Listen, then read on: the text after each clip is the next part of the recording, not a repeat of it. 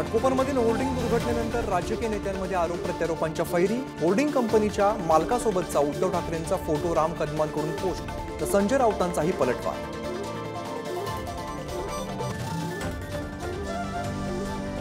Ghatkopar hoarding दुर्घटनेत आतापर्यंत 14 जणांचा मृत्यू। इगो मीडिया कंपनीचा मालक भावेश भिंडेंवर गुन्हा दाखल। अग्निशामक दल एनडीआरएफचं बचाव कार्य थांबवलं।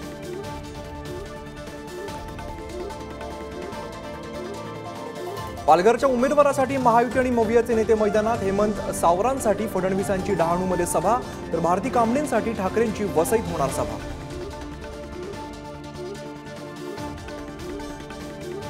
पंतप्रधान नरेंद्र मोदी वाराणसी लोकसभा मतदारसंघासाठी अर्ज भरला। कालभैरव मंदिरात मोदींची पूजा अर्चा।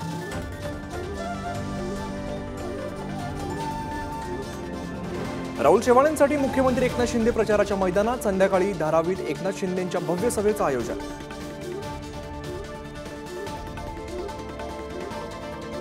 मनोज जरांगेंनी पुन्हा उपसलं उपोषणाचं हत्यार। लोकसभा निकालाच्या दिवशीच म्हणजे 4 जून पासून जरांगेंचं उपोषण। विधानसभेआधी मराठा आरक्षण देण्याची जरांगेंची मागणी।